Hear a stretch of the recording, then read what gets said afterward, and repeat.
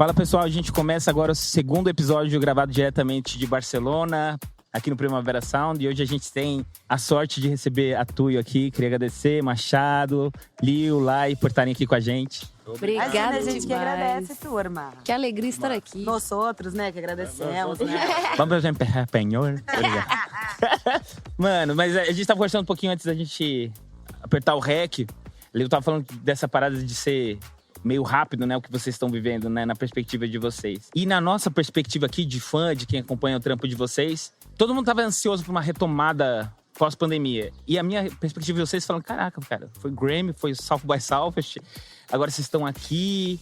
E também rolando tudo ali, as gravações novas que vocês estão soltando. Então, conta pra gente como é a perspectiva de vocês, desse momento que vocês estão vivendo. Porque pra mim, eu falo, cara, que massa, velho. Muitíssimo trabalho.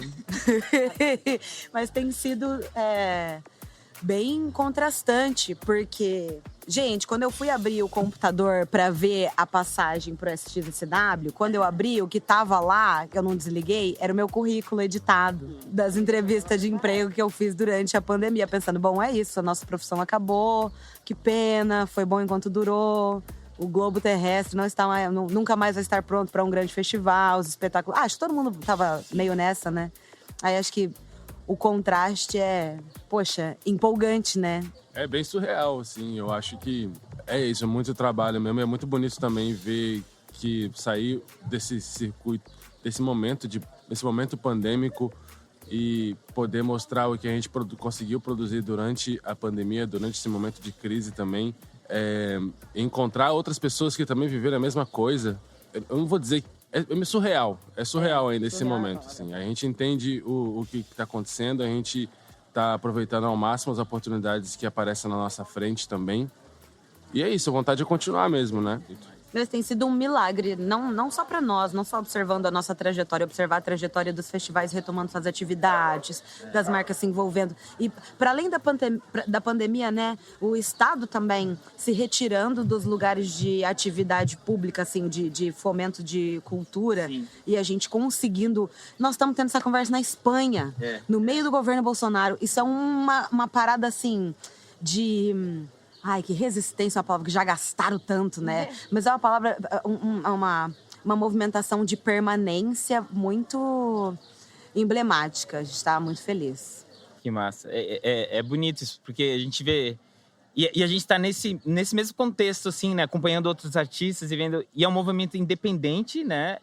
E não estou dizendo que é fácil, nem que a gente está sobrando. Pelo contrário, mas a gente vai achando o caminho, assim, né? E isso é muito, muito maneiro, assim. É louco. Eu acho que talvez esse bloqueio, ou esse levante contra, só faz ficar mais forte, assim. É verdade. A diversidade tuna, né? A musculatura. Total. E como tem sido a volta do show, assim, a resposta de público? Tanto de Brasil, que vocês fizeram recentemente, e conta um pouquinho também como foi. Vocês tocaram ontem o primeiro dos shows que vocês vão fazer aqui em Barcelona, mas vocês vieram de alguns shows em Portugal. Como que foi a resposta, a interação com a galera? Eu acho que no Brasil tava todo mundo no mesmo desespero, assim. É muito maluco ver que a música ou qualquer tipo de expressão artística é motor para outras coisas, para a pessoa continuar conseguindo trabalhar, ir pro trabalho, fazer as coisas dela, ela precisa de, em algum momento, extravasar. E na pandemia, isso foi muito reduzido, completamente reduzido, né? Então, voltar e ver a galera cantando todas as músicas porque teve tempo de sobra em casa para decorar uma a uma, sabe? E não só da Tuyo, tipo, de todas as outras bandas que a gente vê, o pessoal entregue no desespero, fala, não, eu vou ficar aqui até 5 horas da manhã. A gente tocou foi em Lisboa ou em Porto, que depois do show, algumas das pessoas falando assim, não, eu vim pra cá e daqui eu vou direto pro trabalho e foda-se, eu vou viver esse momento agora. Então eu sinto que a resposta é muito boa porque a resposta ali é recíproca, assim, sabe? Eles veem que a gente tá na vontade de fazer, na vontade de cantar, vontade de voltar pros palcos, vontade de dizer coisas junto. é tudo muito recíproco, tá sendo muito foda ver isso aí. Eu entendo que os fazedores de espetáculo a gente ainda tá tentando entender qual é o comportamento desse novo público, porque muitas coisas aconteceram durante a pandemia. O ritmo de consumo, de atenção mudou, muitas coisas aceleraram. O poder aquisitivo tá estranho, assim. Tem momentos em que você consegue se desdobrar, se relacionando com figuras que não são o Estado, tipo marcas, por exemplo. Sim. Mas como é que isso vai... A gente tem conversado muito sobre como é que a chegada desses novos investidores vai interferir no comportamento do público, porque os line-ups passam a ser pautados muito a partir da internet. E isso é uma coisa boa, isso é uma coisa ruim? A gente ainda não sabe. Acho que está sendo interessante também começar a observar o que vai ser de nós. Porque esse é o primeiro ano de retorno. Então, tá todo mundo assim, tirando o atraso de lá de trás. Os line-up, os curadores estão pagando dívida de 2018, né? Não, vai tocar no meu festival. Então, muitas coisas ainda estão, assim, voltando para alguma espécie de nova dinâmica que a gente não sabe qual vai ser. Uma das coisas que eu estava pensando quando eu observo o que vocês têm feito, têm lançado. Vocês... Bom, eu quero fazer uma pergunta sobre as produções, porque eu sinto eu curto desde o início, assim, mas eu sinto um lugar, uma elevação de... É difícil falar de elevar ou evoluir, mas, assim, tá ficando cada vez mais fino e cada vez mais... A gente sabe que é ele aí, o Machado. Tá todo mundo olhando pro Machado. É o próprio. Mas a gente vai falar sobre isso. Mas, antes disso, eu vejo também que vocês fizeram alguns feats legais. Mas, assim, de novo, uma perspectiva de fã, e que não é de conversa, nada. Mas eu falo assim, cara, eu sinto que na Tuyo, nenhum feat foi feito por... vamos somar o algoritmo e destravar... Porque vocês estão ligados, né? Que é isso, né? Vamos lá somar as páginas. E eu acho muito bonito isso, cara. Eu percebo, assim, cada feat é uma obra de arte feita em conjunto, assim. Eu queria que vocês falassem um pouco dessa parada. Como vocês... E vocês têm aberto alianças muito maneiras, assim. Eu ouço o som de vocês, eu penso assim, mano, daqui a pouquinho eu quero ver uns feats globais mesmo, assim, porque o som de vocês pede...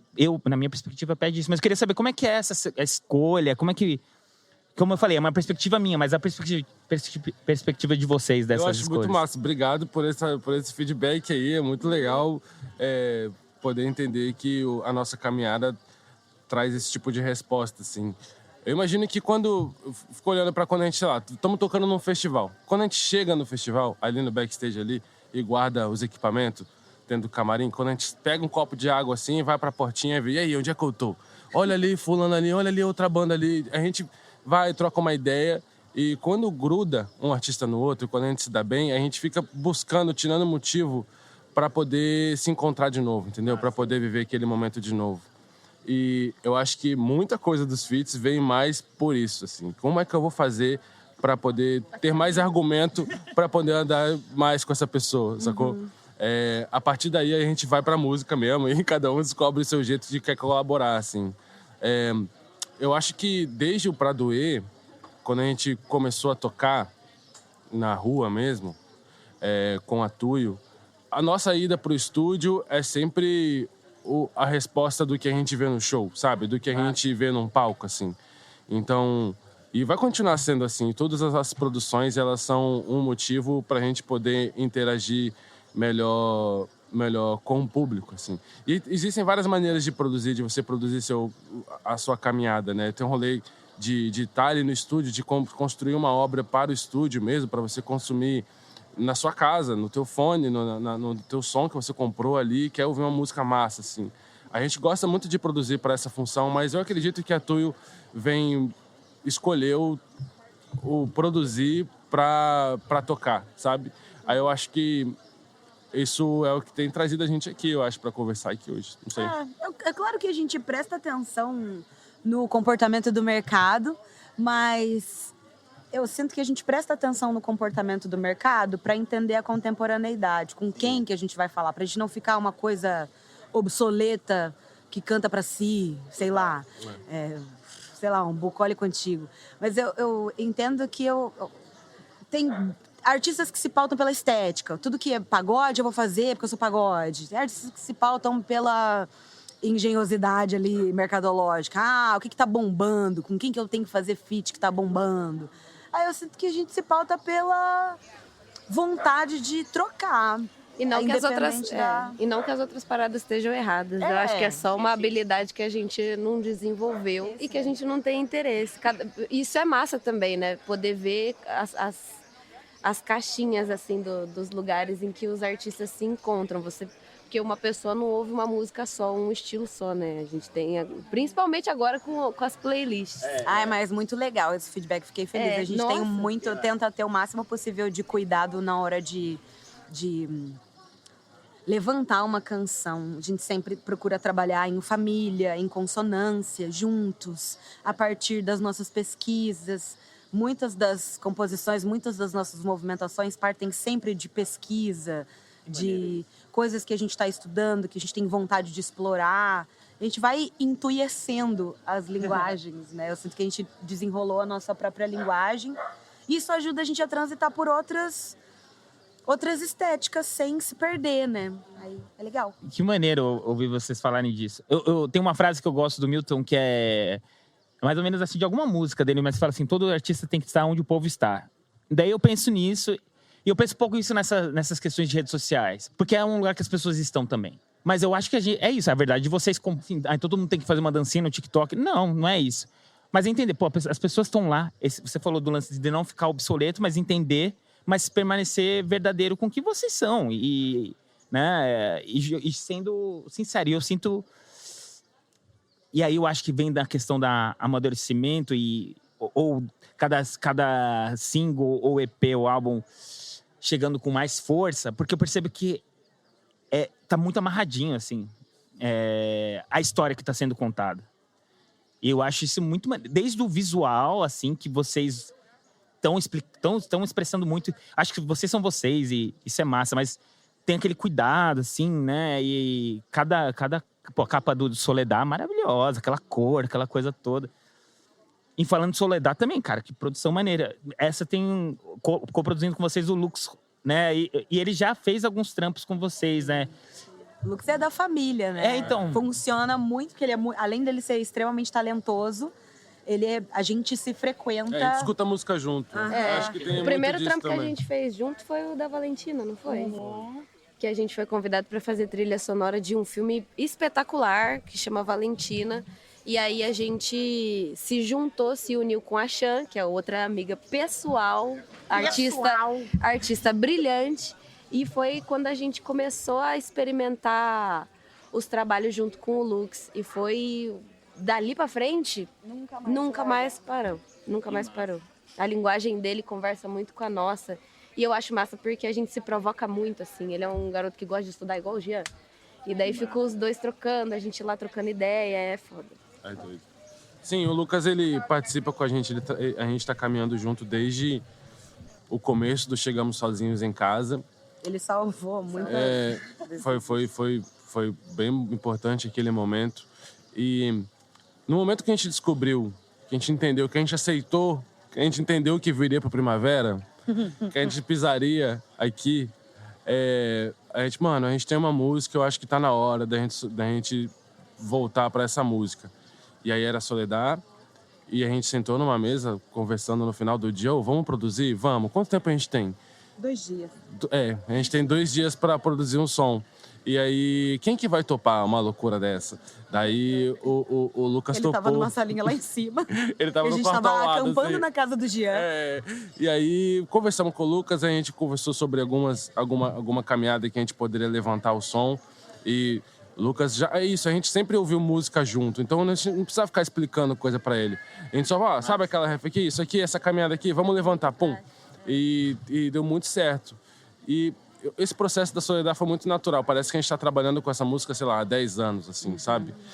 E quando a hora de captar mesmo, foi muito rápido. A gente já sabia qual eram as nuances, a gente já sabia o que a gente queria dizer com o som. E foi um processo legal, porque o Lucas entendeu isso. Eu acho que a gente foi se assistindo, se observando ali. No momento que a gente estava levantando a Soledad, Lucas, acho que ele se colocou no lugar ali de tirar as coisas que atrapalham, assim. Então, todo o fluxo foi muito natural pra gente, foi bem massa. A gente vem também da literatura, né? Eu trabalhei muitos anos com literatura ficcional, realismo fantástico. Antes da música, eu trabalhava em biblioteca, iniciativas da prefeitura lá em Curitiba. E aí eu sinto que num momento em que todas as histórias são, sei lá, mini contos, todas as histórias são muito voláteis, muito... a velocidade de consumo é muito rápida, a gente gosta muito do desafio da longa jornada, da longa saga. O Chegamos Sozinhos em Casa começou a nascer em 2019, já com a gente trabalhando para curar. E aí entender a grandiosidade dessa história, o inesgotamento desse tempo, porque os temas hoje são todos rapidamente esgotáveis, você precisa trocar de cor, trocar de tema, trocar de frase, trocar de era, substituir as linguagens, substituir as estéticas. O que está se fazendo nesse momento? Vamos lá, mudar a roupagem. Eu sinto que Chegamos Sozinhos é uma insistência. Ele é bastante insistente. Então a gente teve Sem Mentir, que começou a contar uma história lá atrás, e Soledad, que continua contando a mesma história, ou, sei lá, navegando pela mesma temática. Isso é observar a aceitação do público para essa estratégia, para essa dinâmica eu acho massa. Fico pensando, que rápido é o caralho. Faz 2 anos que nós estamos falando disso, o povo segue interessado. Então, às vezes, falta só a força motriz aí do povo insistir mais, né, nos temas. Que massa. Essa relação com o tempo parece ser bem saudável com vocês, assim, então, É porque, sei lá, às vezes tem um lance de uma ansiedade, querer botar uma porada no mundo e vocês vão, revisitam, sente, amadurece dentro de vocês para se soltarem. De novo, minha leitura, vocês podem falar, não tem nada a ver. Né? Mas eu acho que a gente só consegue fazer isso porque justamente a nossa briga com a nossa própria ansiedade, sabe? Que massa. E por ser, 3 cabeças, agora 4 com a Marina que tá ali, eu sinto que a gente consegue se manejar, sabe? Massa. Quando um se tá equilibrar. ansioso, o outro dá uma puxada pra terra e tentar sempre dar um passo para trás para olhar o que está acontecendo, para onde que a gente quer ir, o que a gente vai fazer agora, o que precisa, o que não precisa, sabe? É maluco, é difícil. Ser banda é bom demais, ter banda é bom demais. É importante ficar repetindo isso no momento que as bandas estão super morrendo. Ser banda é bom pra caralho. Bom demais. É muito bom. Eu sinto que a gente conseguiu alcançar um lugar desse suporte que a Lai comentou, dessa maturidade da gente poder se dar o suporte. Ao mesmo tempo que a gente vai contando a história no médio, longo prazo, assim, a gente também... Eu acredito que a gente vai bem no rolê de viver o presente, sabe? No sentido de entregar o que eu tenho que entregar hoje. Eu vou dar o máximo que eu puder com o que eu tiver aqui hoje. Cara, a gente chegou ontem aqui em Barcelona e nessa turnê que a gente tá fazendo, a gente levou um atraso muito forte porque o nosso equipamento foi extraviado. A banda é bem compacta, assim, sabe? Mas, tipo... Baixa uma mochila e o equipamento que foi extraviado. A gente só despachou uma mala, assim, com todo o nosso equipamento e justamente ele foi extraviado. Beleza, então a gente tá levando esse rodão, esse atraso aí. E aí ontem foi o primeiro show aqui no Primavera. A gente tava uma pilha, assim, tava cansado já, normal. Dormir, mas ansioso. aquela coisa. Mas aí essa parada de não tocar num lugar tão importante, querer fazer a entrega, né, da melhor maneira e não ter equipamento pra isso foi meio maluco, assim. Mas aí, quando começou o show, eu olhei pro lado e tava todo mundo ali, sabe? Tipo, a gente tava... Mano, eu vou entregar com o que eu tiver aqui e vai ser isso. Eu não vou deixar o show acabar. Não existe esse bagulho de não vai ter show, sabe? E aí eu acho que esse negócio de quando vem ali o que você tem que se provar, que você tem que fazer o bagulho acontecer, a gente tem esse espírito de fazer. E eu acho que é isso que vai dando energia pra gente fazer o próximo e seguindo pro próximo, que vai tirando um pouco da ansiedade também. Essa parada de querer viver é o clichêzão, mas ele dá uma curada mesmo, essa coisa de viver o presente e tá ali, se esforçar pra estar ali, pra fazer a coisa acontecer, assim. Eu gosto muito da nossa jornada, porque ela tem muito a ver com recurso, mais a ver com recurso do que com qualquer outra coisa. Então, quando a gente coloca em paralelo ali, sei lá, em comparação, o que a gente tem feito hoje, o que a gente fazia no começo, acho que sim, tem muito da maturidade, da gente conseguir estar inserido num circuito que a gente consegue estudar mais o que acontece, como é que o show se faz, como é que o festival se forma, como é que o disco se faz, enfim. Mas acho que o espetáculo sempre aconteceu antes do recurso existir. Antes da gente ter grana pra comprar uma mesa de som que se perdeu, o espetáculo já acontecia. Tuyo nasceu no palco, né? Só a gente, o violão, a vontade de comer um prato de comida. Já tocamos em muito restaurante pra comer. Então, não como uma história triste, mas como uma história de começo, de construção, de acúmulo de experiência, acúmulo de camada, acúmulo de jornada, acúmulo de história. Então, acredito que quando a gente coloca isso em contraste com, sei lá, o projeto de fabricação rápida, acho que a nossa história é muito sobre longevidade, sobre tempo. Muito massa. Aqui a gente citou alguns nomes, né? A gente falou do Lux na produção, a gente falou da Marina. Assim, a gente sabe que a jornada do artista independente é difícil, né? Pô, vocês, todos esses lugares que a gente citou, vocês chegaram na raça, né? Vale a pena lembrar, né? A gente sabe pra estar no South by Southwest, pra estar aqui, enfim, essas turnês todas. Mas especialmente vocês foram criando e fortalecendo uma rede muito massa, assim, com profissionais muito queridos, assim. Tem o Ricardo também, né? Enfim. E são pessoas que eu conheço, amigos próximos. Até o Saulo, que é da BMG. Um beijo, Saulo. Te amo demais. Outro amigo, assim. E é muito legal que eu vejo, caraca, vocês estão rodeados de pessoas que eu admiro. Eu admiro como pessoas e profissionais, assim. Essas três que eu pelo menos conheço mais, assim. E eu queria que vocês contassem mais, porque eu acho que é legal, assim. Quem faz parte do time Tuyo hoje, assim, né? Nossa, é muita gente. Muita gente. É muita gente mesmo, assim. E eu acho que conhecer essas pessoas vira uma rede de proteção, porque é muito fácil a gente esquecer quem a gente é, acho que não de onde a gente veio, mas quem a gente é hoje, sabe? E se reunir com eles, quando o Saulo chega na gente falou, massa, hein? Aquela parada que você fez, e aí, como é que tá? Tá tudo bem? Sabe? Uma coisa, o mínimo de humanidade, assim, na sua frente. Eu acho que todas essas pessoas entregam muito pra gente. A competência deles é indiscutível, assim, sobre o que eles se propõem a fazer. E são todos muito bons. E a gente tá onde tá por causa do apoio o desejo que a nossa rede tem que a gente esteja aqui, sabe? Porque eles também se sentem aqui. Total. A gente volta e tá todo mundo junto aqui, assim, nesse sentido. Eu não sei, a Tuyo, ela é... Não é nós três, mano, não é nós quatro, é muita gente, assim. E eu sinto que é um pessoal...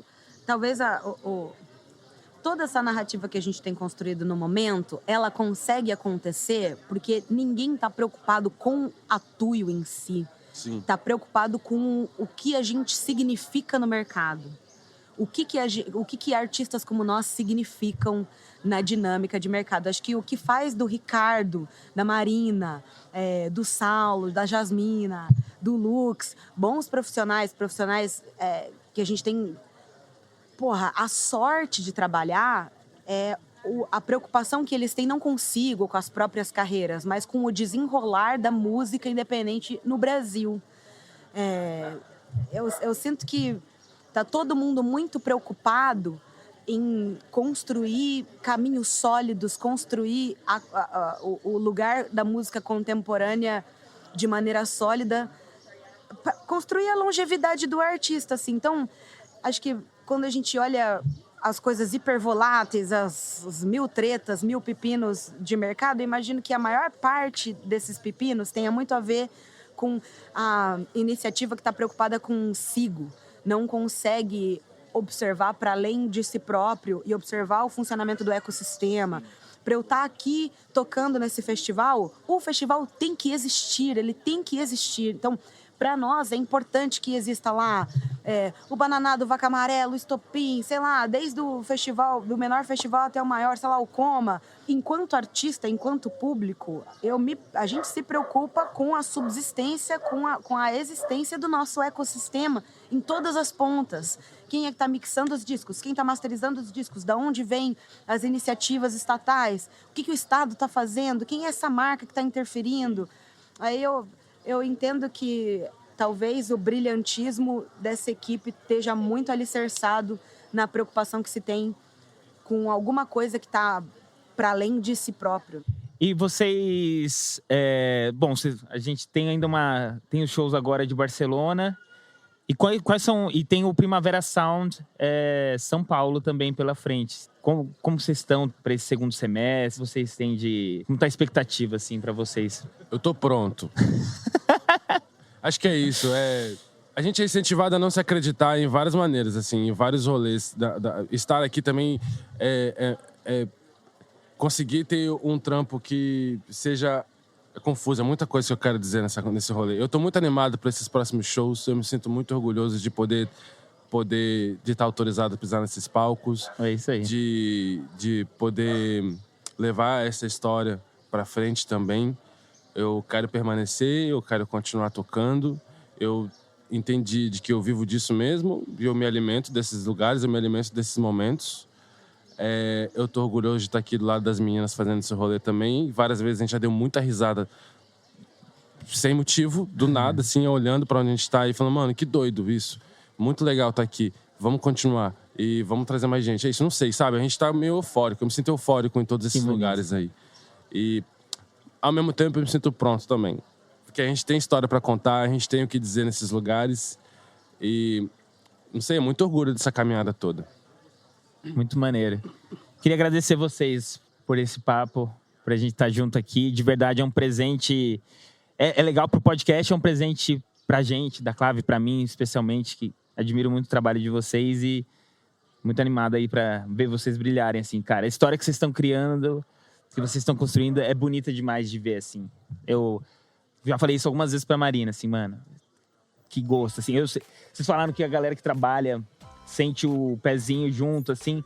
Eu, como fã, também sinto, assim. Então, quando vocês estão brilhando nesses lugares, eu fico feliz, cara, pra caramba. E obrigado por vocês estarem aqui comigo. E nós deixamos aqui nosso agradecimento especial para Linus pela parceria e ao Bar Central de Raval, que abriu as portas para que nós gravássemos o episódio do Podclave aqui. Um abraço e até a próxima.